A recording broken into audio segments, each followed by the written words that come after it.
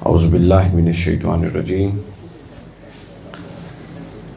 بسم اللہ الرحمن الرحیم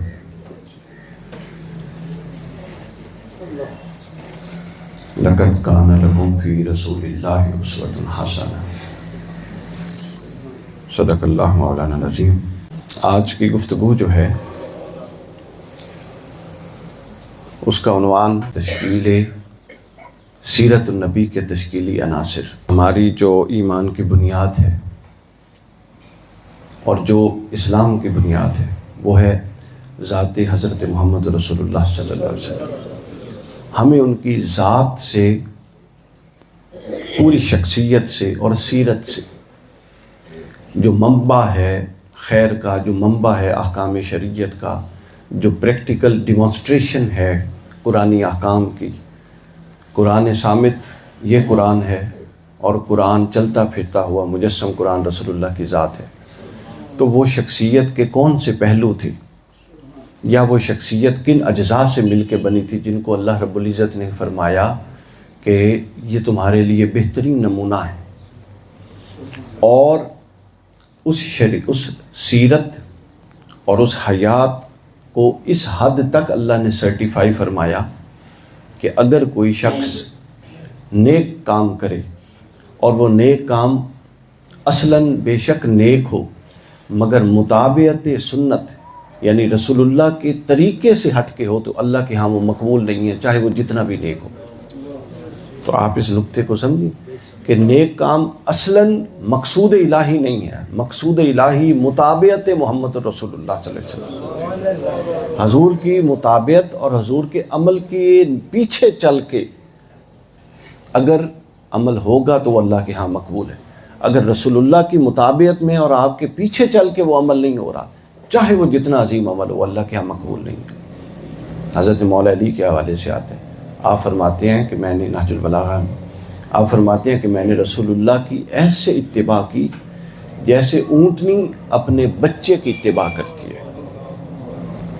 اونٹنی اپنے، اب اس کے اندر ایک راز ہے جو عام طور پہ لوگ نہیں جانتے۔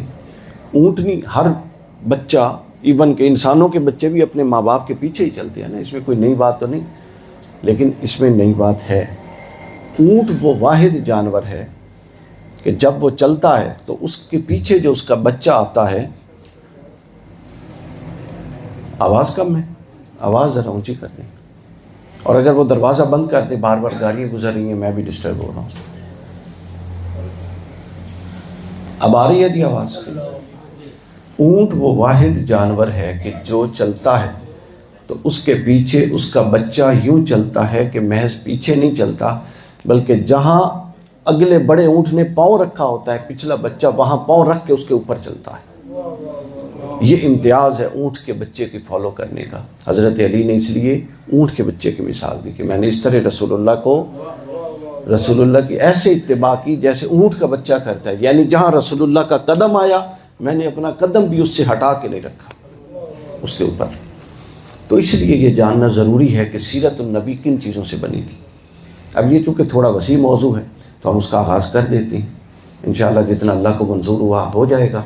باقی پھر اس موضوع پر عنقریب ایک مختصر میری کتاب بھی آ جائے گی، آپ اس کو دیکھ سکتے ہیں۔ اس میں سب سے اہم موضوع اور اہم مسئلہ یہ تھا کہ سیرت النبی کا آغاز کرنا ہے تو پہلا پہلو کیا لیا جائے سیرت کا، یہ ایک مسئلہ تھا۔ تو پھر اللہ کی توفیق سے جو پہلا پہلو ذہن میں آیا وہ ہے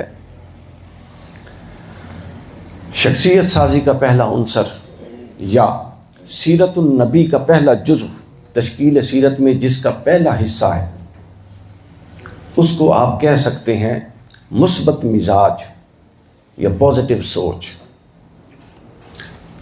ناکامی کے گڑھوں سے خیر کی بات کو نکال لینا، جہاں بند گلی ہو اور اندھیرا ہو اور کچھ نظر نہ آ رہا ہو وہاں امید کا ایک پہلو جگا دینا، اور جہاں آپ بے انتہا دشمنوں میں گھرے ہوئے ہوں وہاں پر انتقامی نفسیات کا مظاہرہ کیے بغیر خیر کا پیغام دے دینا۔ دیکھیے سیرت بنتی ہے ہمیشہ تربیت کے ساتھ، ہماری تربیت ہمارے اساتذہ کرتے ہیں، ہماری تربیت حضور شیخ الاسلام نے کی، لیکن رسول اللہ صلی اللہ علیہ وسلم کی تربیت کس نے کی؟ اللہ رب العزت۔ تو تربیت کرنے والا مربی ہوتا ہے، تو رسول اللہ کا مربی کون ہے؟ اللہ خود ہے۔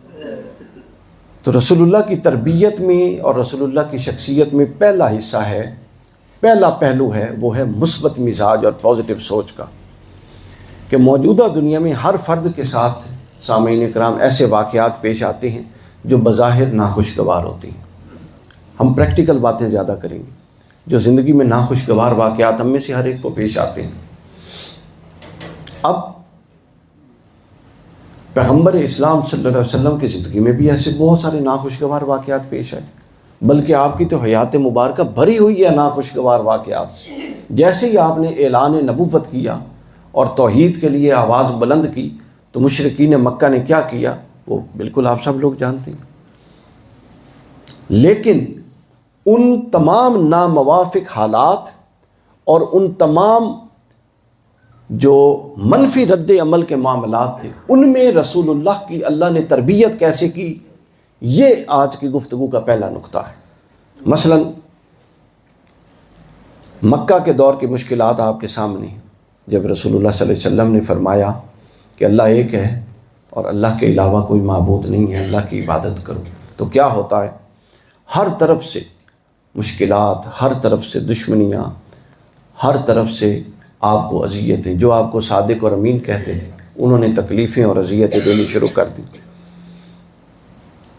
بطور انسان یہ سارے معاملات ہمارے قلب پر اثرات رکھتی ہیں اور قلب کو مغموم کرتی ہیں۔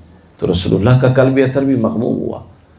اب یہ کتنی مشکلات تھی، آپ ذرا کیفیت کا اندازہ لگائیں کہ مکہ میں کیا حال تھا۔ نماز پڑھتے ہوئے آپ پر اجڑی ڈال دیا جانا، اور آپ کو دعوت کے کام میں رکاوٹیں کھڑی کیا جانا، آپ کو معاذ اللہ ساحر کہا جانا، جادوگر، آپ کو معاذ اللہ مجنون کہا جانا۔ ہمیں کوئی کہہ دے تو ہم اس کو برداشت نہیں کرتے، یہ اس کو کہا جا رہا ہے جو کائنات کا عظیم ترین انسان ہے۔ یہ سب کچھ کے باوجود جب قلب اطہر پر اس کے اثرات آئے تو تربیت الہی کیسی کی، اللہ مربی کیسا تھا؟ تربیت یہ کی کہ اللہ نے ایسی آیات ان مواقع پہ نازل کی کہ جو آپ کی شخصیت کو مثبت پہلو کی طرف لے جانے والی تھی۔ سورہ الانشراح کی آیت نازل ہوئی ہے جس میں فرمایا محبوب پریشان نہ ہو، ان مع العسر یسرا، ہر مشکل کے ساتھ ہم نے ایک آسانی رکھی ہے۔ اگر یہ مشکل آئی ہے تو آپ اس مشکل کو چھوڑیں اور اس کے بعد آنے والی آسانی پر نگاہ رکھیں۔ ڈائریکشن اللہ نے موڑ دی۔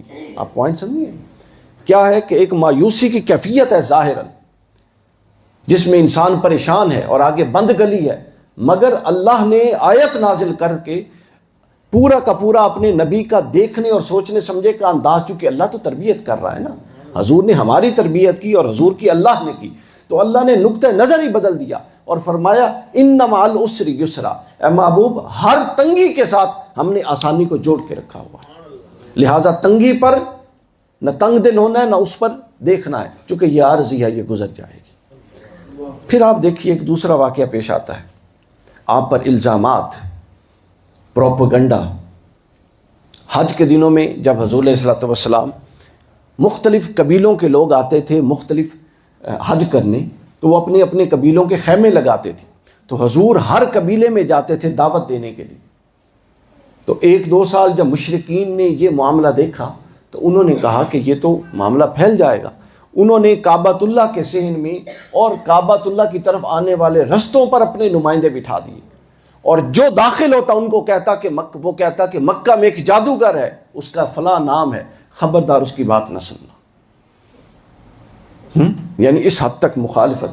اب جب یہ سارا معاملہ ہوا تو رسول اللہ صلی اللہ علیہ وسلم کے قلب اطہر پر یہ غم طاری ہوا کہ پہلے تو میں ہر ایک کے پاس پہنچ جاتا تھا اور بات کر دیتا تھا، لیکن اب کیا ہے، میرے جانے سے پہلے یہ بندوں کو بدظن کرنے کی کوشش کر رہی ہیں۔ یہ تصور آتا ہے نا ذہن میں، بتائیں میری بہنیں اور بیٹیاں بھی ہے نا۔ تو رسول اللہ کی تربیت اور اللہ کیسا مربی ہے، اس حال میں اللہ نے پتہ ہے کیا فرمایا؟ اللہ تعالیٰ نے فرمایا، اور آیت نہ، یہ سب آیات ہیں، احادیث کا مضمون ہم نہیں لیں گے، یہ سب آیات ہیں۔ تو اللہ رب العزت نے یہ جو آیت نازل کی تھی نا سورہ والضحیٰ، جس میں فرمایا وَرَفَعْنَا لَكَ ذِکْرَکَ، ہم آپ کے لیے آپ کا ذکر بلند کر دیں گے۔ تو اس کے شان نزول میں مفسرین نے یہ والی روایات بھی دی ہیں کہ فرمایا کہ محبوب یہ تو یہ سوچ رہے ہیں کہ یہ آپ کے رستے بند کر رہی ہیں، لیکن اے محبوب ہم ان نادانوں کے ذریعے آپ کا تذکرہ ہر ایک کو کرا کے آپ کا ذکر بلند کر رہے ہیں۔ یعنی جس کو نہیں معلوم آئے گا، نہ جانے آپ سب کے پاس پہنچ سکتے ہیں کہ نہیں پہنچ سکتے، ہم نے یہ اہتمام کر دیا ہے کہ جو مکہ کی وادی میں آئے گا آپ کا دشمن جا کے اس کو آپ کا تعارف کروا رہا ہوگا۔ آپ دیکھ رہے ہیں ذرا، تو یہ اللہ رب العزت نے ایسے تربیت، ہر منفی بات کا مثبت پہلو نکلتا ہے۔ ہماری زندگیوں کی خرابیوں کی بنیاد، ہماری بے سکونیوں کی اساس یہ ہے کہ ہم مثبت بات کا بھی منفی پہلو لیتے ہیں، جبکہ رسول اللہ کی سیرت کا جو بنیاد ہے اور پہلا باب میں لے رہا ہوں وہ یہ ہے کہ رسول اللہ منفی بات اور گھٹن اور تنگی کے ماحول سے بھی منفی نتیجہ نہیں نکالتے تھے، بلکہ اللہ آیت نازل کر کے مثبت نتیجہ نکلواتا ہے۔ اس کے بعد آگے دیکھیے، پھر 13 سال کی جد و جہد، آپ دیکھ رہے ہیں 13 سال جد و جہد ہوئی کہ نہیں ہوئی، اور 13 سال مسلمان اقلیت میں رہے۔ ایسا ہی ہے، مکہ میں تھوڑے تھے، مشرکین مکہ زیادہ تھے، کفار زیادہ تھے، 13 سال اقلیت میں رہے نا، تو 13 سال بڑا عرصہ ہوتا ہے۔ اب اس 13 سال کی اقلیت اور ان میں کیا مشکلات تھیں مکہ میں، اس کو آپ لوگ جانتے ہیں، قبلہ حضور کے پیچھے سیرت پڑھی ہے، اس کو پڑھ لیں۔ بہت ساری مشکلات تھیں، میں نے اس کا خلاصہ ایک لیکچر میں بھی بیان کر دیا ہے، مکی زندگی کے چیلنجز کے نام سے پڑھا ہوا ہے یوٹیوب فیس بک پہ۔ صرف چیلنجز، جد و جہد کے نقطہ نظر سے سیرت کو پڑھنے کی ضرورت ہے، اس کو بیان کیا ہے۔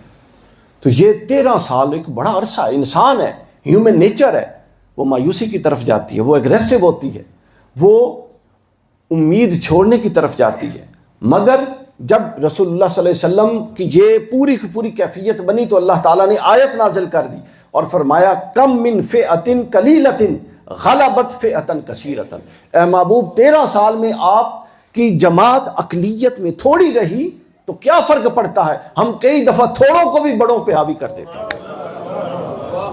آپ دیکھ لیں، ہم کئی دفعہ چھوٹی جماعت کو بڑی جماعتوں پر حاوی کر دیتے ہیں۔ یہ کوئی جماعتوں سے تھوڑا فیصلہ ہوتا ہے، یہ تو اللہ کی مدد و نصرت سے فیصلے ہوتے ہیں۔ اب آپ سمجھ رہے ہیں موضوع، اب آپ سمجھتے جا رہے ہیں۔ تو یہ تو اللہ، اب دیکھیں نا، بدر میں 313 تھے، احد میں 1000 تھے، حنین میں کتنے مسلمان تھے کسی کو علم ہے؟ 12,000 تھے۔ 10,000 مکہ سے آئے، مدینہ سے آئے تھے، کیونکہ حنین فتح مکہ کے بعد ہوا تھا۔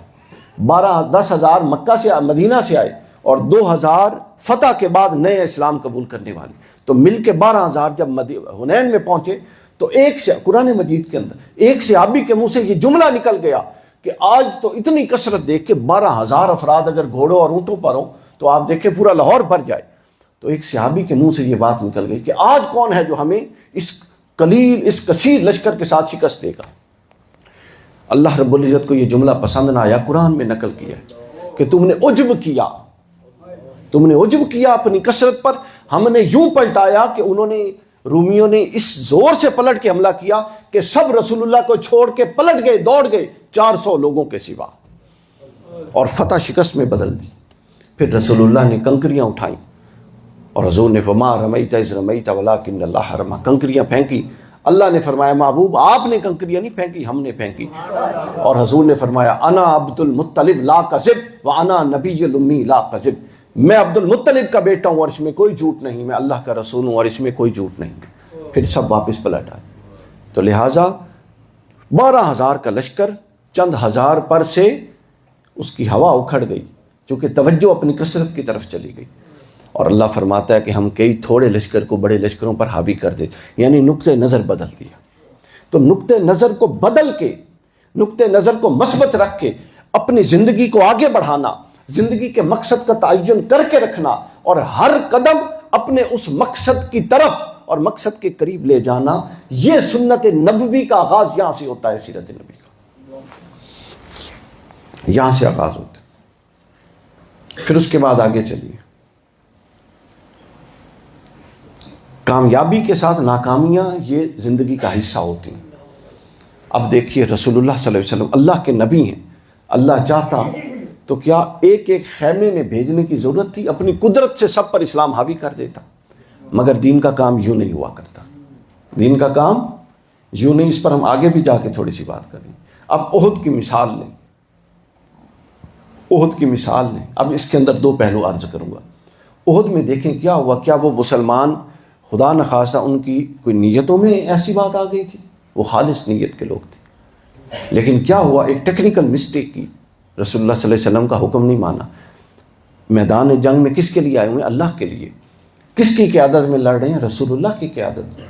لیکن چھوٹی سی مسٹیک کی. اللہ رب العزت نے اس مسٹیک پر وہ یہ کہہ کے کہ میرے لیے آئے ہیں، میرے بندوں نے غلطی کر دی، تو معاملے کو اوپر خود اس کے اثرات کو اٹھا بھی تو سکتا تھا. خالد بن ولید کے ذہن میں نہ ڈالتا کہ پلٹ کے آؤ. لیکن اللہ نے یہ پیغام دیا کہ یہ دنیا بقدر جد و جہد ہے. تم مسٹیک کرو گے تو یو ہیو ٹو بیئر. تم نے اس کی نقصانات کو برداشت کرنا. یہ پریکٹیکل اپروچ ہے سیرت. اللہ نے نہیں اٹھایا. یہ تو میں نے ویسے ضمناً بات کر دی. اب اس احد کے اندر سے جو اصل موضوع ہے وہ کیا ہے؟ 70 مسلمان شہید ہو. کتنے؟ بدر میں کتنے شہید ہوئے تھے؟ اپنا کفار مارے گئے تھے 70. اور احد میں بدر نے پھر دھاک بھی اٹھا دی، لیکن اتنے ہی احد میں مسلمان شہید ہو گئے 70 کے قریب. وہاں 70 کفار تھے. جو زور بنا تھا وہ زور اکھڑ گیا. رسول اللہ صلی اللہ علیہ وسلم کے قلب اطہر پر ملال آیا، کیونکہ اب وہ قوت جو بدر میں ایک دفعہ اٹھی تھی اب اس کے اثرات پھر متاثر ہو رہے تھے. تو اللہ رب العزت نے آیت نازل کر دی اور فرمایا ان یمسسکم کرہن فقد مس القوم. اے محبوب اگر آپ کی قوم کو زخم آئے ہیں تو آپ اس کو نہ دیکھیں، اس سے پہلے یہ زخم ہم ان کو بھی دے چکے ہیں. اور پھر آگے فرمایا تلک الایام نداولها بین الناس. یہ دن ہیں جو ہم لوگوں میں پھیرتے رہتے ہیں. اصل چیز یہ ہے کہ جد و جہد جاری رکھیں. تو آپ دیکھتے ہیں کہ ایک چیز جہاں رکنے والی ہے وہاں اللہ رکنے نہیں دیتا، بلکہ اس کو کیا کرتا ہے؟ آگے بڑھا دیتا ہے. پھر آپ حدیبیہ میں دیکھیں. حدیبیہ میں کیا ہوا؟ کمزور شرائط پر معاہدہ مسلمانوں نے کیا. حتیٰ کہ حضرت عمر فاروق جیسا فرد کہتا ہے کہ کیا ہم حق پر نہیں ہیں؟ اگر حق پر ہیں تو اتنی کمزور شرائط پر کھیلنے کی کیا ضرورت ہے؟ دوسرے صحابہ کرام کے ذہن میں اعتراض. حتیٰ کہ حضور نے حضرت ام سلمہ ساتھ تھی، اندر گئے، حضرت ام سلمہ سے مشورہ کیا. حضرت ام سلمہ نے فرمایا یہ اس معاملے سے سب غم زدہ ہیں، لیکن آپ کی اطاعت سے کوئی نہیں نکلے گا. آپ احرام اتار دیجیے اور جانور ذبح کر دیجیے. حضور نے احرام اتار کے جانور ذبح کیا، سب نے کر دیا، لیکن اس کے اندر کیفیت یہ صحابہ کرام پر تھی. اور ظاہر ہے جب یہ کیفیت نیچے لوگوں پر ہو تو اس کے اثرات قیادت پر آتے. تو حضور کے قلب اطہر پر بھی اس کے اثرات. اللہ رب العزت نے اس معاملے کو کہ کمزور شرائط پر معاہدہ کیا، دل پہ نہیں لینا، آیت نازل کر دی اور فرمایا ان فتحنا لک فتحا مبین. اے محبوب جن کو یہ کمزور شرائط کہہ کر پریشان ہو رہے ہیں، ہم نے تو یہ فتح مبین کر کے رکھ دی ہے. ہم نے تو یہ آپ کے لیے فتح. تو لہٰذا اب اس کی مثالیں میں دیتا رہوں تو پھر ہم اسی ایک پہلو پر رہ جائیں گے. تو میں نے 5 ایک مثالیں دے دی سمجھانے کے لیے. تو اب اس حصے کا یہ سیرت نبی کا پہلا پہلو جو اللہ نے تربیت فرمائی اور جس سے ہم نے فیض لینا ہے. تو لہٰذا زندگی میں جب کہیں دین کا کام ہو یا اپنی زندگی کے معاملات ہوں، خاندانی معاملات ہوں، جہاں کوئی نیگیٹو اور منفی چیز آئے اس کو پکڑ کے ایک طرف پھینک دیں اور اپنی آنکھیں بند کر لیں اور یہ طے کر لیں کہ میں نے منفی چیز کو نہیں دیکھنا اور اللہ کی طرف متوجہ ہو کہ مولا جس طرح تو اپنے محبوب کو ہر منفی چیز کے اندر سے ایک روشنی دیتا تھا، مجھے بھی روشنی عطا کر. تب آپ آگے بڑھیں گے. سیرت النبی جب آپ آنکھیں بند کریں نا، حضور علیہ الصلوۃ والسلام کا تصور کریں تو آپ نے وہ لباس سیرت اگر ایک چادر بنا لے تو آپ نے وہ چادر رسول اللہ سے لے کر اپنے اوپر ڈالنی ہے. یوں سیرت کو اپنانا ہے، یوں سیرت کو اپنانا ہے. گویا اس تربیت نے رسول اللہ صلی اللہ علیہ وسلم، ہم دیکھیے ہمارے ہاں چونکہ ہر شے ماورائی طریقے سے بیان کرنے کے ہم قائل ہیں نا جی، ہم زمین پہ آتے ہی نہیں ہیں، سدرۃ المنتہا اور اس سے اوپر کے لوگ ہیں. تو ہم حقائق کی دنیا میں جینے والے لوگ نہیں ہیں. اور ہمارا مذہبی پیراڈائم ایسا بنا دیا گیا ہے کہ جس کے اندر معقولیت، جس کے اندر ریزننگ، جس کے اندر لاجک، جس کے اندر ایکچولی حالات جو رسول اللہ نے فیس کیے ان کو بیان کرنے کا تصور ہی نہیں. ہم چونکہ صرف فضیلت پسند ہے لہٰذا ہم وہ چاند توڑنے اور صرف معجزات اور پھر معجزات کی بنیاد پہ ساری سیرت کا تصور قائم کر لیتے ہیں. ہم یہ نہیں بتاتے کہ جب خیمے میں، ابن حشام نے لکھا ہے، سیرت کی پہلی کتاب 310 ہجری میں فوت ہو رہے ہیں امام ابن حشام، انہوں نے لکھا ہے کہ جب مکہ میں حج کے ایام میں قبائل کے خیمے لگتے تھے اور حضور علیہ السلام ہر خیمے میں جاتے تھے دعوت دینے، تو ابو جہل اپنے غلاموں کے ساتھ باہر کھڑا ہوتا تھا، اور جب حضور ایک خیمے سے نکل کے دوسرے خیمے کی طرف جا رہے ہوتے تو وہ ایک ٹوکرا لے کے جاتا تھا، اس ٹوکرے میں مٹی ہوتی تھی، تو جب حضور تشریف لے جا رہے ہوتے وہ مٹی اٹھا کے حضور کی طرف پھینکتا تھا، جس سے حضور کا چہرے انور اور کپڑوں پر مٹی آتی، حضور نے کبھی پلٹ کے اس کی طرف دیکھا ہی نہیں تھا، کیونکہ جن کی منزلیں بڑی ہوتی ہیں وہ چھوٹے جھگڑوں میں نہیں پڑا کرتے، وہ چھوٹے جھگڑوں میں نہیں پڑا۔ ہم نے یہ والا حصہ چھوڑ دیا، جدوجہد والا حصہ چھوڑ دیا، اور صرف ایک حصہ جو فضائل والا ہے، جو مناقب والا ہے، جو کرامات والا ہے اور جو معجزات والا ہے، اس کو ہم نے لے لیا۔ اس کا اثر یہ ہوا کہ جدوجہد اور ہماری زندگی سے سیرت کی مؤثریت اور سیرت کے تحت اپنی زندگیوں کو آگے کیسے بڑھانا ہے، یہ چیپٹر ہی ختم ہو چکا ہے۔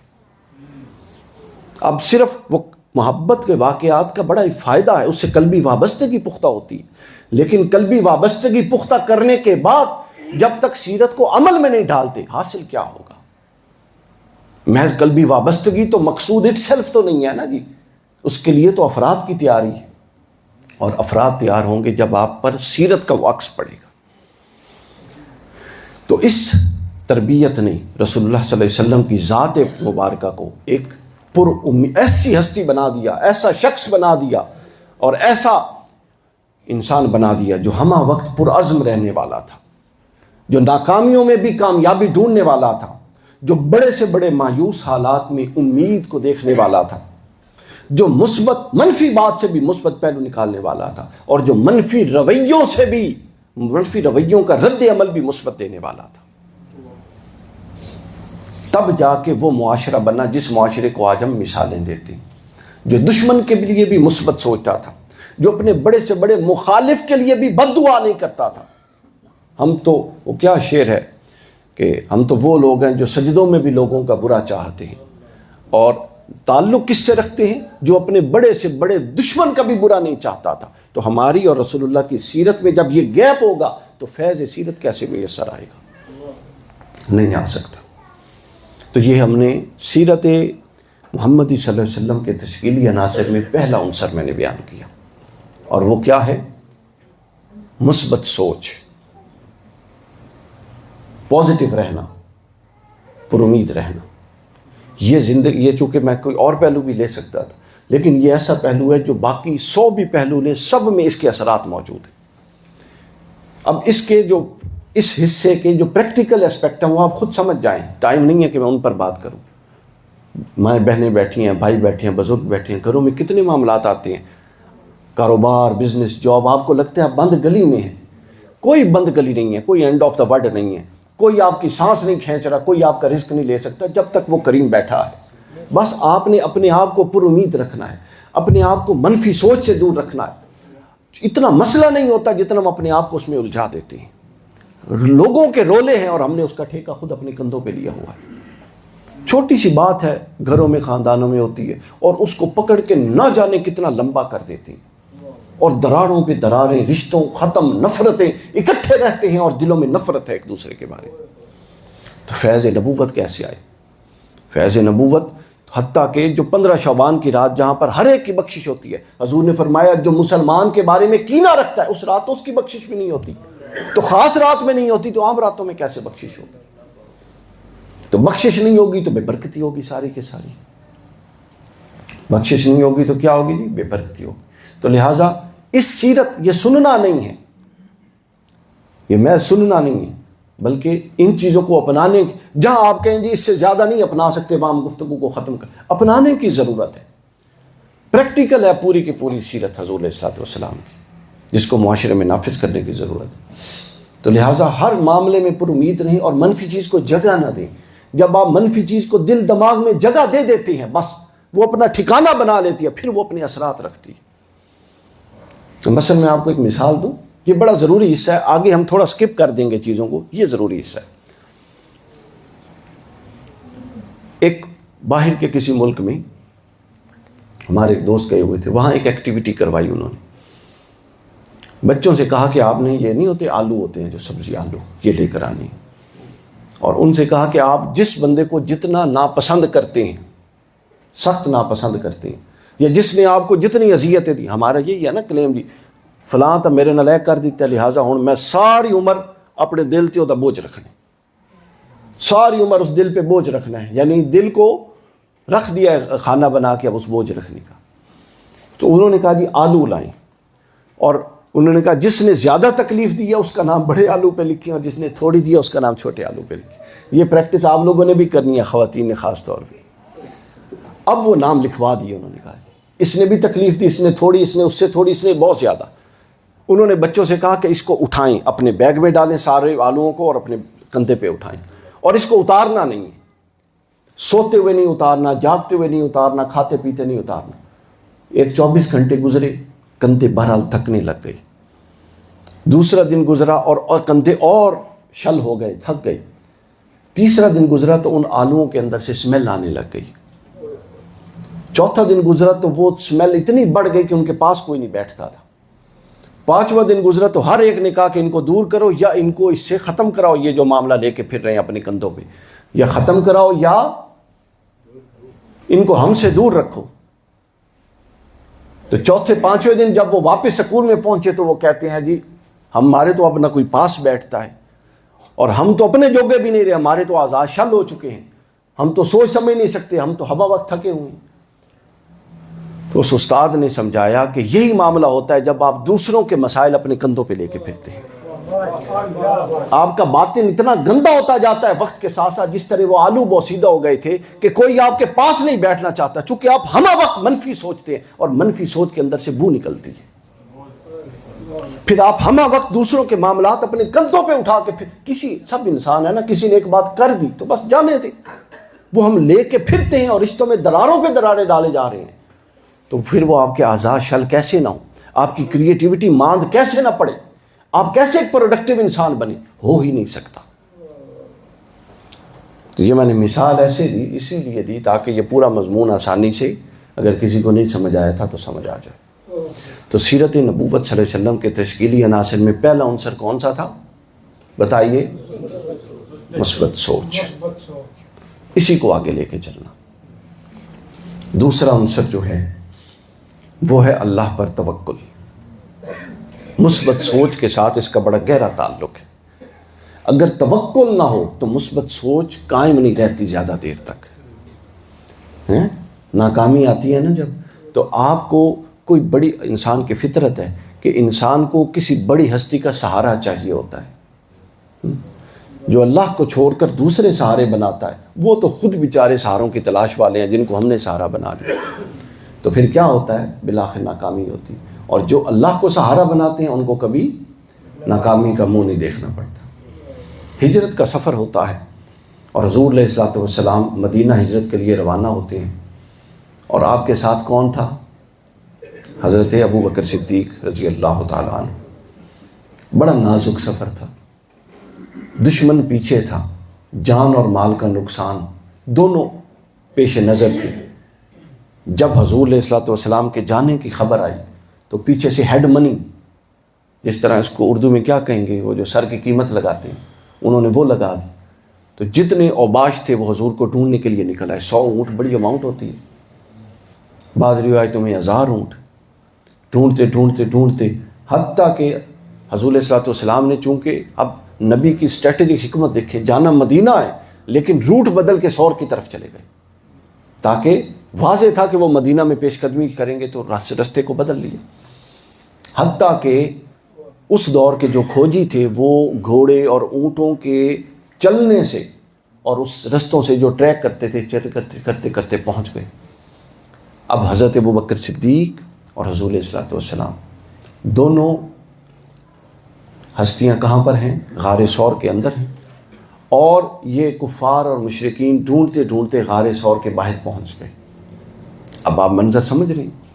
اب میں آپ کو منظر سمجھاؤں جو حدیث کی کتاب ابن کثیر نے لکھا ہے اس کو، کہ حضرت ابوبکر سے وہ اتنے قریب آ گئے کہ حضرت ابوبکر صدیق نے غار چونکہ نیچے تھی، یوں اوپر ہو کے جب دیکھا تو وہ ان کفار کی ٹانگیں وہ کھڑے نظر آ رہے تھے اور ہاتھ میں پکڑی ہوئی لٹکی ہوئی تلواریں حضرت ابوبکر صدیق کو نظر آ رہی تھی۔ اب کیفیت کیا ہو سکتی ہے؟ حضرت ابوبکر صدیق فرماتے ہیں، عرض کرتے ہیں کہ غار کے منہ کے پہنچے تو انہوں نے دیکھا کہ اے خدا کے رسول، اگر ان میں سے کوئی اپنے پاؤں کو دیکھے گا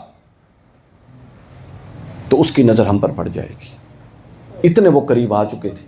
اگر کوئی نیچے اپنے پیروں کی طرف دیکھے گا تو ہم پر نظر پڑے گی، اور اگر ہم پر نظر پڑے گی تو ظاہر ہے ہمیں چھوڑے گا نہیں۔ اب یہ آپ اندازہ کر سکتے ہیں کیفیت، منظرنامہ۔ یعنی وہ جان کے دشمن تھے۔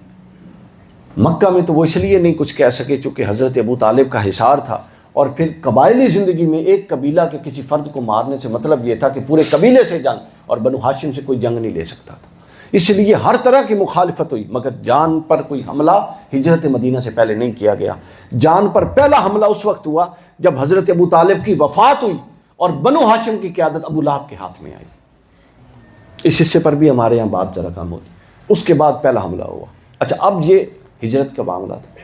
اب آپ دیکھیں کتنا خطرناک منظر ہے حضرت ابوبکر صدیق کا، یہ اضطراب دیکھ کر توکل دیکھیے شخصیت کا، توکل شخصیت کو کہاں لے جاتا ہے۔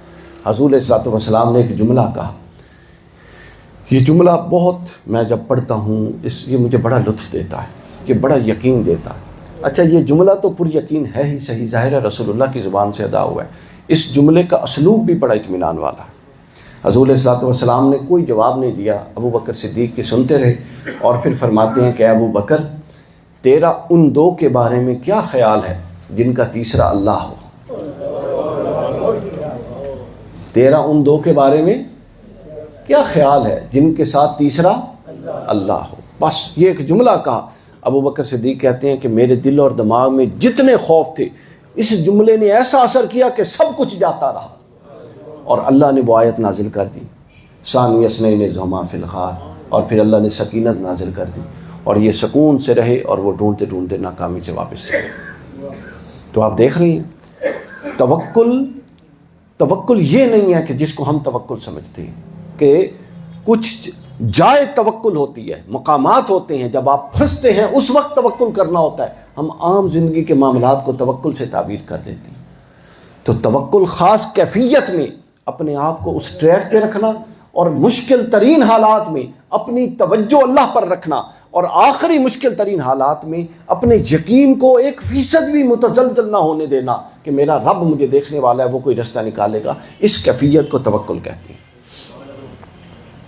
اس کیفیت کو توکل کہتے ہیں۔ اگر توکل نہ ہو تو شخصیات آگے نہیں بڑھ سکتی، آگے نہیں بڑھ سکتی۔ تو سیرت النبی صلی اللہ علیہ وسلم، میں نے کہا پہلا چونکہ موضوع ذرا اہم تھا، اس پر میں نے ذرا زیادہ بات کی، تو اب آگے ہم تھوڑا تھوڑا بات کرتے تاکہ آپ کو تشکیلی عناصر کی ایک کامن میجر سینس آ جائے۔ کامنلی اگر آپ سیرت النبی کو ڈسکس کرنا چاہیں تو آپ کو پتہ ہو یہ چیزیں مل کے سیرت بناتی ہیں۔ تو پہلا مثبت سوچ تھی، اور دوسری کیا چیز ہے آپ لوگوں نے یاد کرنا ہے۔ پہلی کیا ہے بتائیے، سب بولیں اونچی بات، کیا تھی؟ اور دوسری کیا ہے؟ توکل۔ اب آپ ان سب کے عملی زندگی پر اطلاع کرتے جائیے، جو کوئی پہلو اطلاع کریں گے ایک مسائل کا انبار زندگی سے نکل جائے گا۔ مسائل ختم نہیں ہوں گے، یہ بات ذہن میں رکھیں۔ اس دنیا کی تخلیق اس ماڈل پہ ہوئی ہی نہیں ہے کہ یہاں پر ہر بندے کے مسائل ختم ہو جائیں۔ یہ ہے ہی امتحان گاہ۔ اللہ نے ایک امن والا گھر بنایا جس کو جنت کہتے ہیں، تو اس امتحان گاہ میں دیکھ کے وہ امتحان پر ہمارا رد عمل دیکھنا چاہتا ہے۔ جس کا رد عمل مہذب ہوگا وہ اس مہذب امن والے گھر میں بھیج دے گا، اور جس کا رد عمل غیر مہذب ہوگا وہ پھر اس امن والے گھر کا حقدار نہیں ہوگا۔ تو دوسری چیز شخصیت کا عنصر تھا اللہ پر توکل اور اعتماد، ہر حال میں۔ اس کی ایک پریکٹس کریں، کہنے سننے میں تو ہے، ہر روز 24 گھنٹے کے اندر میں کم از کم 24 منٹ، ایک پریکٹیکل تجربے کی بات بتا رہا ہوں، 24 منٹ، یعنی ذہن میں یہ رکھیں کہ ہر گھنٹے کا 1 منٹ کفارہ ہوگا۔ 24 منٹ اپنا موبائل بند کر کے، سارے معاملات سے اپنے آپ کو ڈسکنیکٹ کر کے، اکیلے کہیں کمرے میں بیٹھ کے، ہلکی سی بہت روشنی بھی نہ ہو، تھوڑی سی ڈم لائٹ میں بیٹھ کے صرف اللہ کی طرف متوجہ ہوں، اور روزانہ انالیسس کریں کہ ہمارے توکل کی کیفیت کیا ہے۔ آپ کو ہر روز یہ کیفیت آپ کا باطن یوں جس طرح پلیٹ میں چیز آتی ہے نا، یوں کھول کے آپ کے سامنے رکھ دے گا. آپ 24 منٹ کیا، آپ 4 منٹ بھی ابتدان 4 منٹ بھی پوری توجہ سے نہیں بیٹھ سکتے. دائیں بائیں ادھر توجہ، ادھر سے آواز آ رہی، ادھر دروازہ کھلا، توجہ. جب ہماری توجہات اور ہمارے افکار و نظریات اور ہماری سوچیں جب تک اللہ کی بارگاہ میں اعتکاف نہیں کرتی، اس کی بارگاہ سے فیض نہیں آ سکتا. آپ کے افکار اللہ کی بارگاہ میں معتکف ہوں، جس طرح آپ مسجد میں معتکف ہوتے ہیں نا، آپ کے جسم معتکف ہوتے ہیں، اسی طرح آپ کی سوچ جب اللہ کی بارگاہ میں اعتکاف کرے گی اور ہر روز اعتکاف کرے گی تو کیا بات ہوگی پھر اس کی. تو یہ دوسرا پہلو تھا. اس کے بعد تشکیل شخصیت کا جو تیسرا عنصر ہے اس کو کہتے ہیں، اب آپس میں بھی یہ کنیکٹڈ ہے، آپ آگے پیچھے بھی کر سکتے ہیں بعد میں، لیکن میں نے جو ترتیب لگائی اس میں یہ ان کا آپس کا تعلق بنتا ہے. تیسری چیز ہے خود سپردگی. یہ توکل ہی کی ایک شکل ہے لیکن ایک الگ چیز بھی ہے. خود سپردگی خاص طور پہ جب آپ عبادت میں ہوں تو عبادت میں آپ کی کیفیت ایسی ہو جیسے آپ نے اپنے آپ کو اللہ کے سپرد کر دیا. اپنے آپ کو اپنے رحم و کرم پہ نہ چھوڑیں بلکہ اپنے آپ کو اللہ کے رحم و کرم پہ چھوڑ دیں. جب تک آپ کا، دیکھیے ایک ہی بات ہے ساری باتوں کی، سیرت النبی کا ملخص اور خلاصہ یہ ہے کہ آپ نے آپ کو اللہ کے رحم و کرم پہ چھوڑ دیں. اگر آپ کا اللہ کے ساتھ تعلق کمزور ہے اور وہ پختہ نہیں ہوتا جا رہا وقت کے ساتھ ساتھ، تو آپ کسی بھی شے سے کوئی بھی فیض نہیں پا سکتے. یہ تعلق آپ کی شخصیت کو روشن کرے گا. اب حضور علیہ الصلوۃ والسلام کی کیفیت کیا تھی عبادات میں خود سپردگی کی، وہ سنیں. حضرت مولا علی سے روایت ہے، حضرت علی فرماتے ہیں کہ اکثر جب آپ نماز پڑھتے اور رکوع میں جھکتے تو آپ دعائیں فرماتے رکوع میں، جو آپ کی اب دعا، پہلے دعائیں بتاتا ہوں پھر بتاتا ہوں کہ یہ دعا ہمیں سبق کیا دیتی. فرماتے اللہم لک رکعت وبک آمنت وخشع لک وسمعی وبصری. فرماتے ہیں کہ اللہم رکع، اے اللہ میں تیرے آگے جھکا ہوا ہوں، میں تجھی پر ایمان لایا ہوا ہوں اور میں اپنے آپ کو تیرے سپرد کیے ہوئے ہوں، میں نے اپنے آپ کو تیرے حوالے کر دیا، اور اے باری تعالیٰ میں نے اپنے آپ کو تیرے آگے جھکا دیا. میرے کان، میری آنکھ، میرا ذہن، میری ہڈیاں اور میرے اعصاب، اے باری تعالیٰ سب تیرے آگے جھکے ہوئے. آپ ایک دیکھیں عبد کامل کی کیفیت اپنے مولا کی بارگاہ میں کیسی ہونی چاہیے. اور اتنا عظیم عبد جس جیسا کوئی عبد بھی نہیں ہے، جس کو بنا کے خود خالق نازاں ہے، اس عبد کی یہ کیفیت ہے. اور پھر حضرت مولا علی سے ہی ایک اور روایت، آپ نے فرمایا کہ اللہ لک سجدت وبک آمنت ولک اسلمت وسجدوا وجہ للذی خلقہ. اے اللہ میں تیرے لیے سجدہ کرتا ہوں، میں تجھ پر ایمان لاتا ہوں، میں نے اپنے آپ کو تیرے حوالے کر دیا. آگے بڑا جملہ ہے، فرمایا اور میرا چہرہ تیرے آگے جھکا ہوا ہے. اے مولا وہ چہرہ جس کو تو نے پیدا کیا تھا وہ تیرے آگے جھکا ہوا ہے، جس کی تو نے صورت گری کی تھی محمد رسول اللہ کے چہرے کی، وہ تیرے آگے جھکا ہوا ہے. اور اس کان اور آنکھ کو تو نے بنایا تھا، اے مولا یہ کان اور آنکھ دونوں تیرے آگے جھکی ہوئی ہیں، بس اس میں برکت دے. آپ اندازہ. پھر ایک اور حدیث پاک، اس کو امام ابن جوزی نے الوفا بالاحوال المصطفیٰ میں بیان کیا صلی اللہ علیہ وسلم. حضور فرماتے ہیں مولا جس طرح میرا وجود تیرے آگے جھکا ہوا ہے، اسی طرح میرا دھیان بھی تیرے آگے سجدہ ریز ہے، اسی طرح میرے خیالات بھی تیرے آگے سجدہ ریز ہیں. یعنی نہ میرا دھیان تجھ سے ہٹا ہوا ہے، نہ میرے خیالات تجھ سے ہٹے ہوئے ہیں، نہ میرے میلانات تجھ سے ہٹے ہوئے ہیں. میں سراپا اپنے خیالات، اپنی سوچوں اور اپنے قلبی رجحانات کے ساتھ تیرے آگے سجدہ ریز ہوں. یہ ہوتی ہے خود سپردگی کی کیفیت، یہ ہوتی ہے. اس وقت جب آپ اس کیفیت میں ہوں تو خدا کی عظمت اور ہیبت کے احساس میں ڈوبے ہوتے ہیں. خدا کی برتری اور اس کے مقابلے میں آپ کا اپنا عجز آپ کی شخصیت میں ایک طوفان پیدا کر دیتا ہے. ان کی عبادات کے لیے، یہ عبادات یوں خود سپردگی کی عبادات آپ گھر میں رہے ہوتے ہیں، مگر ان کے اثرات یوں ہوتے ہیں کہ گویا کہ میدان محشر ہے، اللہ سامنے ہے اور آپ اس کے سامنے کھڑے ہو کے اس کو سجدے کر رہے ہیں. یہ کیفیت ہوتی، یہ کیفیت ہوتی. تو گویا اور پھر صحیح بخاری کے اندر بھی کیفیت کا بیان کہ کیسے عبادت کی جائے. ایسے عبادت کرو کہ جیسے تم اللہ کو دیکھ رہے ہو. فَإِن لَمْ تَكُنْ تَرَاهُ فَإِنَّهُ يَرَاكَ. اگر یہ کیفیت نہیں ہے کہ تم اللہ کو دیکھ رہے ہو تو پھر چھوٹی کم از کم یہ کیفیت تو ہو کہ اللہ تمہیں دیکھ رہا. تو گویا سیرت کی، اب سیرت ہے کیا، اب یہ بھی ذہن میں رکھ لیجئے نا. اب یہ سیرت کا تیسرا عنصر ہم نے ڈسکس کر لیا. پہلا کیا تھا؟ مثبت سوچ. دوسرا کیا تھا؟ توکل. اور تیسرا کیا ہے؟ خود سپردگی. آپ دیکھیے ان میں سے کسی شے کا ظاہر کے ساتھ کوئی بڑا تعلق ہے؟ نہیں. باطن کی اصلاح کے ساتھ ان ساری چیزوں کا تعلق. تو اگر اندر درست ہو جائے تو باہر خود بخود درست ہو جاتا ہے. ارسطو کا، ارسطوٹل کا ایک بڑا زبردست کال ہے، ان کو لوگوں کو بھی پڑھا کریں، ہر جگہ سے کچھ نہ کچھ آپ کو خیر ملتی. وہ کہتا ہے کہ انسان کے دو طرح کے المیہ ہیں. ایک وہ المیہ ہے جس کا ذمہ دار وہ خود ہے. ایک قسم مسائل کہہ لیں، المیات اور مسائل کی، وہ ہے جس کا ذمہ دار وہ خود ہے. اور ایک قسم وہ ہے جس کا ذمہ دار معاشرہ ہے. اگر وہ ان المیات پر قابو پا لے جس کا ذمہ دار وہ خود ہے تو فطرت اس کے لیے ایسا ماحول بنا دیتی ہے کہ جن کے ذمہ دار باہر کے لوگ ہیں اس کے لیے وہ بھی ختم ہو جاتے ہیں. تو ہم ان المیوں پر قابو نہیں نہ پا سکے جن کے ذمہ دار ہم خود ہیں. تو دوسروں پر اعتراض کیا کرنا کہ اس نے میرے لیے مسائل کھڑے. یعنی آپ کی شخصیت اتنی محتاج ہے کہ آپ کہہ رہے ہیں فلاں نے میرے لیے مسئلہ کھڑا کر دیا. یعنی آپ نے اپنے آپ کو بچھایا ہوا ہے کہ دوسرا آپ کے اوپر سے گزر جائے اور آپ کے لیے مسئلہ کھڑا کر دے. یہ ناکام بندے کا جملہ ہے. جو انسان کچھ نہیں کر سکتا وہ اپنی ناکامی دوسرے کے کھاتے میں ڈال دیتا ہے. بس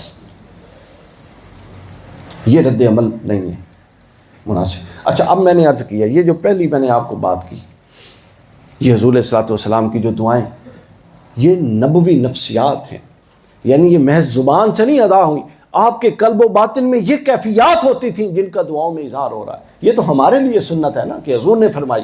حضور کو تو کسی نے نہیں بتائی.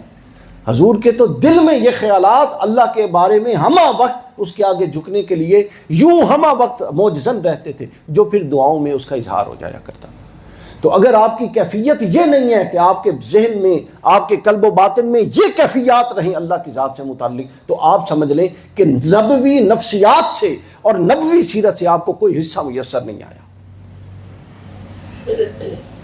کوئی حصہ میسر نہیں. چوتھا عنصر جو ہے سیرت، تشکیل سیرت کا، وہ ہے ہدایت کی تڑپ. سب کے لیے ہدایت چاہنا، صرف اپنا بھلا نہ چاہنا.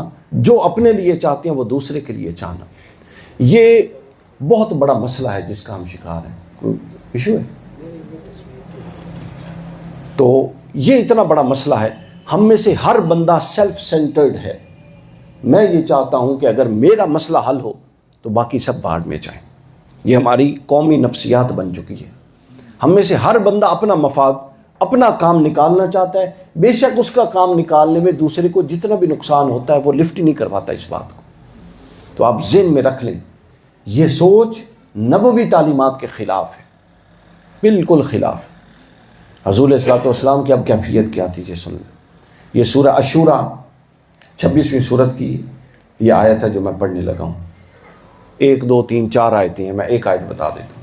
حضور کی کیفیت کیا تھی جب آپ حضور علیہ الصلوۃ والسلام لوگوں کو دعوت ایمان دیتے اور آگے سے وہ انکار کرتے، غلط جملے کہتے، تو رسول اللہ صلی اللہ علیہ وسلم کی توجہ اب دو چیزیں ہو سکتی. یا توجہ اس طرف جاتی کہ میں دعوت دے رہا ہوں اور آگے سے یہ کیا کہہ رہے ہیں.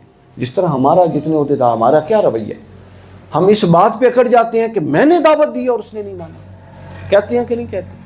یار میں نے دعوت دی. یہ جو میں ہوتی ہے یہ کیا ہوتی ہے؟ کبھی دائی میں بھی میں ہوئی ہے؟ دائی کا میں سے کیا تعلق؟ دائی کا مطلب یہ ہوتا ہے کہ پیغام اللہ کا لے کے وہ دعوت دینے آیا ہے. انکار ہو رہا ہے تو اللہ کے پیغام کا ہو رہا ہے. دائی تو پہنچانے والا ہے. دائی کی تو کوئی حیثیت ہی نہیں ہے. تو جب دائی ڈٹ جائے کہ میرا انکار ہو رہا ہے، میں نے دعوت دی، تو اس کا مطلب ہے دائی اللہ کا دائی نہیں ہے، اپنے نفس کا دائی ہے.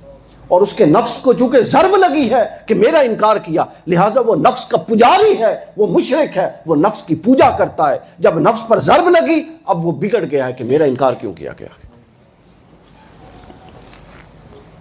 رسول اللہ کبھی کبھی رسول اللہ صلی اللہ علیہ وسلم کی پوری زندگی میں آپ نے ایک جملہ اس طرح کا نہیں کہا میری دعوت کا انکار کر رہے ہو، چونکہ وہ اللہ کے داعی تھے۔ اب آیت سمجھیے، سورہ الشورى کی آیت، تلک آیات الکتاب المبین، یہ کتاب مبین کی آیات ہیں۔ لعلک باخع نفسک اللہ یکون مؤمنین، اے محبوب کیا اپنی جان عزیز کو آپ اس غم میں پگھلا دیں گے اپنے آپ کو؟ یعنی اس کا ترجمہ حضور شیخ الاسلام، ہم تو خیر ادب والے لوگ ہیں نا، حضور شیخ الاسلام نے تو یہ کیا ہے جان عزیز، لیکن باقی جتنے لوگوں نے ترجمہ کیا ہے انہوں نے پتہ کیا کیا سمجھانے کے لیے لفظ، انہوں نے کہا محبوب کیا آپ ان کے اس غم میں کہ یہ آپ کی دعوت کو قبول نہیں کر رہے اپنے آپ کو ہلاک کر دیں گے؟ ہلاک کر دیں گے؟ قبلہ حضور نے کیا اپنی جان عزیز کو اس غم میں دے بیٹھیں گے اور جان قربان کر بیٹھیں گے کہ یہ ایمان نہیں لا رہے۔ داعی کی نفسیات یہ ہوتی ہے کہ وہ یہ نہیں دیکھتا کہ مجھے رد عمل کیا آیا، بلکہ وہ یہ دیکھ رہا ہوتا ہے کہ اگر اس نے حق کو قبول نہ کیا تو یہ تکلیف میں ہوگا، یہ دنیا میں بھی نامراد ہوگا اور آخرت میں بھی جہنم میں ڈلے گا۔ تو گویا اپنے مد مخالف کی تکلیف اگر آپ کو مضطرب کر دے تو پھر آپ کے اندر ایمان پایا جاتا ہے۔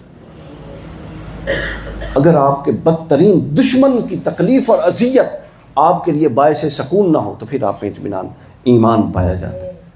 لیکن بدقسمتی سے ہماری کیفیت مختلف ہے، ہمیں کسی سے تھوڑا سا اختلاف ہو یا ناپسند کرتے ہوں اور وہ بندہ کسی مشکل میں پڑ جائے تو ہم پتہ کیا کہتے ہیں، دیکھیں نا کیسا پھنسے ہے، ہم اس کو انجوائے کرتے ہیں۔ یہ کافرانہ طبیعتیں ہیں، یہ مومنانہ طبیعتیں نہیں ہیں۔ شاہ صاحب آپ ہنس رہے ہیں، اتفاق کر کے ہنس رہے ہیں، یہ اختلاف کر رہے ہیں۔ ہماری طبیعتوں میں معذرت کے ساتھ کافرانہ طبیعتیں، یہ مومنانہ طبیعتیں نہیں ہیں۔ ہر وہ شے جو بغض اور عناد اور سیرت نبی کے مخالف سمت میں کھڑی ہے وہ ہماری طبیعت کا حصہ بن چکی ہے۔ اس کی وجہ یہ ہے کہ ہم نماز بھی پڑھتے ہیں، سب کچھ کرتے ہیں، نیک اعمال بھی کرتے ہیں، مگر ہم سیرت کے اصل فہم سے دور ہیں۔ ہم سیرت اس کو سمجھتے ہیں کہ 4-5 واقعات محبت کے سنا لیے جائیں، کرنے کرانے کو کچھ بھی نہیں ہے۔ کرنے کرانے کی طرف کم ہے رجحان اور دھیان۔ تو کیا رسول اللہ صلی اللہ علیہ وسلم محض اس لیے آئے تھے کہ ان کے تذکار کیے جائیں؟ نہیں، وہ تو اس لیے آئے تھے کہ پوری کی پوری شخصیات بدل جائیں۔ کچھ عرصہ پہلے کی بات ہے، ایک لطیفہ ہوا، میں تھا پروگرام میں تھا چوک اعظم غالباً، وہاں ایک بہت بڑے ہمارے ملک کے نعت خان ہیں، وہ آئے، انہوں نے نعت پڑھا کہ سونا آیا تے سج گئے نے گلیاں بازار۔ آپ لوگوں نے سنی ہوئی ہے نعت؟ اب اتفاقاً میں وہاں بیٹھا تھا اور میرے ذہن میں تھوڑا ایک اور جملہ آ گیا اس طرح کا، تو میں نے اس سے مائک لے کے بڑے ادب احترام سے ان سے کہا کہ میرے بھائی سونا اس لیے نہیں آیا تھا کہ گلیاں بازار سجیں، سونے کا اس سے کیا تعلق کہ گلیاں بازار سجیں، سونا تو اس لیے آیا تھا کہ تمہارے کردار سجیں، اور کردار ہم نے سجائے کوئی نہ اور ہم پیچھے پڑ گئے گلیوں بازاروں کے، لائٹاں لا دیں گے، جھنڈیاں، یہ سب کچھ محبت کا اظہار ہے، لیکن مقصد آمد نبوت اور تقاضۂ نبوت یہ نہیں ہے، یہ ایک اضافی چیز ہے، ہو جائے تو بڑی بات ہے۔ تو ہم نے اضافی کو اصل بنا لیا اور اصل کو چھوڑ دیا، جس کی وجہ سے یہ سب کچھ ہو رہا ہے۔ تو سونا کس لیے آیا تھا؟ اب یاد ہے جب یہ کوئی نعت پڑھے تو شعر یاد رہے گا کہ سونا اس لیے نہیں آیا کہ گلیاں بازار، اگر کسی کی گلی بازار نہیں بھی سوری ہوئی، سجی ہوئی، اور اگر وہ کردار سجا دیں تو یہ زیادہ امپورٹنٹ ہے۔ تو ہدایت کے لیے تڑپ کا یہ تقاضا ہونا چاہیے کہ حضور کو اللہ فرما رہا ہے کہ محبوب آپ ان کو جنہوں نے آپ کا انکار کیا اپنی جان عزیز کو اس غم میں قربان کر دیں گے کہ یہ ایمان نہیں لا رہے۔ اس سے ہمیں سوچنا چاہیے کہ نبوی نفسیات کیا تھیں، حضور علیہ السلام کیسے سوچا کرتے تھے، حضور علیہ السلام کے طبیعت کے میلانات اور رجحانات کیسے تھے، وہ اپنے دوستوں کے بارے میں کیا سوچتے تھے، اپنے دشمنوں کے بارے میں کیا سوچتے تھے۔ یہ تو دشمنوں کا یہ حال ہے، تو پھر بتائیے دوستوں کے بارے میں کیا سوچتے ہوں گے؟ کیا ہماری سیرت میں یہ عکس ہے اپنے دوستوں اور دشمنوں، رشتہ داروں کے بارے میں حتیٰ کہ؟ تو پھر کیا تعلق ہے سیرت کا؟ یہ سب ڈھونگ ہے، یہ جو تصور دین ہمارے پاس ہے یہ سب ڈھونگ ہے، جس کا حقیقت حال سے تعلق ہی کوئی نہیں، معذرت کے ساتھ۔ ناراض نہ ہوئیے گا کوئی کسی کو جملہ سخت لگ جائے، یہ سما خراشی ہے تو میں معذرت خواہوں، لیکن یہ باتیں سچی ہیں۔ تو دعوتی جو ہوتا ہے نا جناب، دعوتی عمل، یہ خالصاً خیر خواہی پر مبنی ہوتا ہے، خالصاً خیر خواہی۔ دائی یہ درد محسوس کرتا ہے کہ میرا بھائی گمراہ نہ رہ جائے، دائی یہ محسوس کرتا ہے، بے چین ہو جاتا ہے کہ گمراہی میرے بھائی کو جہنم میں لے کے جائے گی۔ دائی کی نفسیات یہ ہوتی ہیں کہ وہ چاہتا ہے وہی دوسرے کے لیے جو اپنے لیے چاہتا ہے۔ حضور علیہ الصلوۃ والسلام نے بلکہ اس کی مثال بھی حدیث پاک میں بیان فرمائی۔ آپ نے فرمایا کہ جو شخص، تم میں سے کوئی شخص اس وقت تک مومن نہیں ہو سکتا جب تک وہ اپنے بھائی کے لیے وہی پسند نہ کرے جو اپنے لیے کرتا ہے۔ آپ اندازہ کر لیں، یہ تو بخاری میں ہے، اندازہ کر لیں اس سے مومن کی کیسی شخصیت بنانا چاہتے تھے رسول اللہ صلی اللہ علیہ وسلم۔ ہم اپنے سکے بھائی کے لیے جو صلبی بیٹا ہے، ایک ماں اور ایک باپ سے پیدا ہوا ہے، اور اپنی سکی بہن کے لیے جو ایک ماں اور ایک باپ سے پیدا ہوئے ہیں، ان کے لیے وہ نہیں چاہنے کے لیے تیار جو اپنے لیے چاہتے ہیں، تو ہم نے دوسروں کے لیے کیا چاہنا ہے؟ اور اگر نہیں چاہ رہے، یہ نہیں کر رہے، تو آپ سمجھ لیں کہ آپ کی حیثیت اس غلام کی ہے جو یوں کر کے کھڑا ہے اپنے مالک کے آگے، میں آپ کا غلام۔ مالک کہتا ہے کہ جاؤ یہ کام کرو، وہ نہیں جاتا، وہ کہتا نہیں جی میں آپ کا غلام، حضور میں آپ کا غلام۔ وہ کہتا ہے کہ جاؤ یہ کام کرو، وہ کہتا نہیں جی میں آپ کا غلام۔ مالک کہتا ہے کہ تم کیسے غلام ہو کہ بھائی ہاتھ جوڑ کے کھڑے ہو اور حکم ایک ماننے کے لیے تیار نہیں ہو؟ ہیں؟ حکم ایک نہیں مانتے ہو، تم مجھے دھوکہ دے رہے ہو یا دنیا کو دھوکہ دے رہے ہو کہ یہ کتنا باادب ہے، ہاتھ جوڑ کے کھڑا ہے اور ہمہ وقت ہاتھ جوڑ کے کھڑا رہتا ہے، اور بات ایک نہیں مان رہے ہو۔ ہماری کیفیت اس غلام والی ہے کہ ہم نے ہاتھ جوڑ کے کھڑے ہیں، ہمیں بڑی محبت ہے، جان بھی قربان ہے، ہمیں پتہ ہے کسی نے جان مانگ تھوڑی لینی ہے۔ وہ کیا کہتے ہیں، غلامی رسول میں موت بھی قبول، سانو یقین ہے کہ کسی نے مانگ تھوڑی لینی ہے جان، ہم مرنا تھوڑی پینا ہے، کچھ بھی نہیں مرنا۔ تو یہ سب زبانی کلامی باتیں جن کا طبیعتوں اور شخصیتوں کے ساتھ تعلق ٹوٹتا جا رہا ہے۔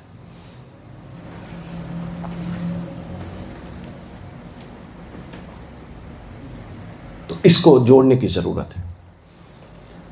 تو یہ ہم نے چوتھا عنصر بیان کر دیا، تعمیر شخصیت کا بھی۔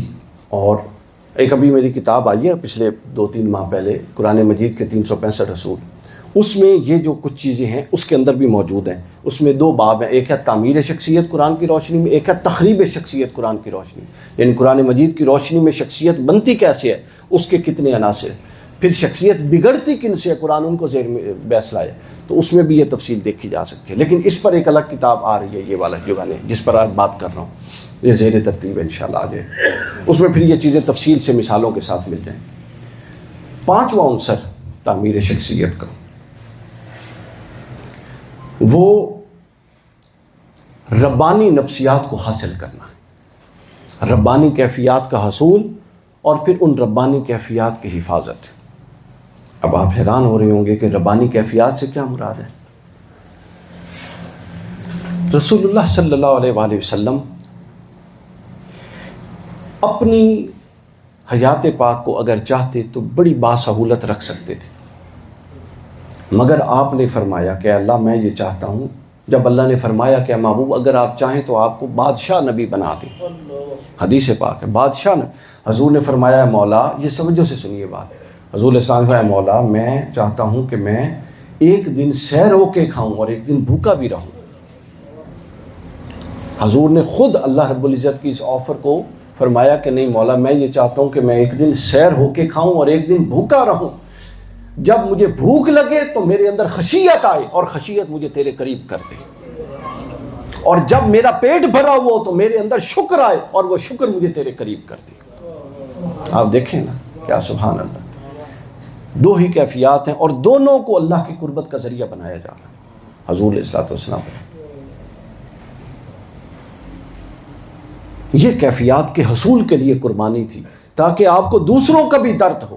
رسول اللہ نے خود اپنے اختیار کے ذریعے یہ فکر اپنایا تھا کہ ایک دن کھاؤں۔ حضرت عائشہ صدیقہ فرماتی ہیں کہ کبھی بعض اوقات ایسا ہوتا کہ 3 دن گزر جاتے، نہ صبح نہ شام ہمارے گھر میں چولہا ہی نہیں جلا کرتا تھا، اور یہ وہ کیفیت تھی کہ جب 9 ہزار اونٹوں کا مال غنیمت مدینہ میں آتا تھا، لیکن جو مدینہ کے سربراہ اور محمد رسول اللہ تھے ان کے گھر میں 3 دن چولہا نہیں جلتا تھا۔ اب ٹھیک ہے، اس کی ہم پریکٹیکل ایگزیکیوشن نہیں کر سکتے. آپ دیکھ رہے ہیں ہر پہلو کی ہم پریکٹیکل پر بات کر رہے ہیں، سیرت اور معاشرے کے ساتھ جوڑ. ٹھیک ہے، اس کا ہم وہ نہیں کر سکتے کہ ہم بھی بھوکے رہیں، یہ ایک اونچا مرتبہ ہے، لیکن ہم کم از کم یہ تو کر سکتے ہیں کہ ارد گرد میں کسی کو بھوکا رہنے نہ دیں. اتنے تو کر سکتے ہیں نا. ہمیں اندازہ ہے، اتنے بھولے نہیں ہیں ہمیں اندازہ ہے کہ کون کس مسئلے میں مبتلا ہو سکتا ہے. کتنے رشتہ دار ہوتے ہیں، اجزا و اقارب ہوتے ہیں جن کے مالی حالات ٹھیک نہیں ہوتے، ہم جان رہے ہوتے ہیں، لیکن ہم باہر جا کے سخی بنتے ہیں، وہاں پر کسی کے ساتھ کچھ کرنے کے لیے تیار ہیں. امام حسن علیہ السلام کے ایک واقعہ بتاؤں آپ کو. امام حسن علیہ السلام جا رہے تھے جامع مسجد کوفہ سے اپنے گھر، تو رستے میں ایک شخص نے سوال کیا کہ میں مقروض ہوں. رو پڑا، مقروض ہوں. 12,000 یا 8,000 درہموں کا مقروض تھا وہ شخص. تو امام حسن علیہ السلام نے خادم کو حکم دیا، خادم اندر سے گیا، وہ تھیلیاں لایا، درہم اس کو دے دیے، قرض ادا ہو گیا. امام حسن جب گھر تشریف لائے تو رو رہے تھے. تو خادم نے کہا کہ آپ نے تو اس کی حاجت پوری کر دی، تو اے امام اب رو کیوں رہی ہیں؟ تو امام حسن نے فرمایا یہ تو درست ہے کہ حاجت پوری کر دی، مگر رو اس لیے رہا ہوں کہ وہ میری گلی میں رہتا تھا اور میں اس کے حالات سے آگاہ نہ ہوا. وہ مقروض بھی ہو گیا اور اتنا قرض بھی چڑھ گیا، اور حتیٰ کہ اس کو سوال کی زحمت تک آنا پڑا، اور حسن اس سے بے خبر رہا.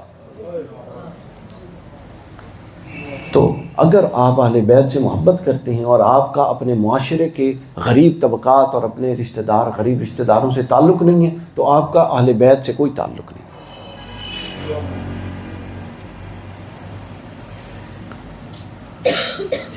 تو ربانی کیفیات یوں حاصل ہوتی ہیں کہ یا آپ خود پر بیتے، یا آپ کسی پر بیتتے ہوئے دیکھیں اور اس کو اس شدت سے محسوس کریں کہ جیسے خود آپ پر بیت رہی ہے، اس شدت سے محسوس کریں. پھر جس کو یہ ربانی کیفیات میں حاصل ہو جاتی ہیں، وہ شخص پتہ کیسے ہوتا ہے؟ اس کا مزاج خدا والا بن جاتا ہے. وہ ہوتا تو بندہ ہے مگر اس کا مزاج اللہ والا بن جاتا ہے. وہ کیا کہ اللہ جو ہے وہ عادل ہے. اللہ اپنے دشمن جو اس کا منکر ہے، اللہ کو نہیں مانتا، لیکن وہ محنت کرتا ہے تو اللہ اس کو بھی اجر دیتا ہے. آپ پورا یورپ دیکھ لیں، جنہوں نے محنت کی اللہ نے انصاف کے ساتھ ان کو ان کا حصہ دیا ہوا ہے. تو جو ربانی نگاہ والا ہوتا ہے وہ پھر انصاف کرتا ہے. وہ یہ نہیں دیکھتا کہ یہ مجھے مانتا ہے یا نہیں مانتا، میرا موافق ہے یا مخالف ہے، میری جماعت سے ہے یا میری جماعت سے نہیں ہے، میری جماعت سے ہے یا میری جماعت سے نہیں ہے. وہ یہ نہیں دے. ہمیں ان لیمٹس سے باہر آنا ہے. پھر یہاں پر ختم کرتے ہیں وقت کے اس کے مطابق، لیکن ان 5 عناصر سے آپ کو شخصیت کے بنیادی خد و خال سمجھ آ گئے کہ کس پیٹرن پہ چلانا ہے، کس پیٹرن پہ چلنا ہے. اگر آپ اس پیٹرن پہ ہیں، سپیڈ تھوڑی سلو ہے تو کوئی ایسا مسئلہ نہیں ہے. آپ کا رخ اگر متعین ہے تو کبھی نہ کبھی منزل پر پہنچ جائیں گے، اور اگر نہ بھی پہنچے، درمیان منزل سفر ختم ہو گیا، تو یہ اللہ دیکھنے والا ہے کہ یہ اپنی راہ پر تھا. اور اگر آپ راہ پر ہی نہیں ہیں تو پھر آپ جتنی بھی تیزی سے پہنچے، آپ کبھی منزل پر نہیں پہنچنے والے، آپ کبھی منزل پر نہیں پہنچ رہے. اس کے لیے پھر کچھ اہتمامات ہوتے ہیں. ایک تو کوشش یہ ہے کہ آپ اپنی طور پہ انفرادی کوشش کریں. دوسرا یہ ہے کہ آپ اجتماعی کوشش جو لوگ کر رہے ہیں ان کے ساتھ شامل ہو جائیں. اللہ تعالیٰ آپ سب لوگوں کو اپنے حفظ و امان میں رکھے. آپ سب لوگوں کا آنا قبول فرمائے، سننا، اس پر عمل کرنے کی مجھے بھی آپ سب لوگوں کو توفیق عطا فرمائے.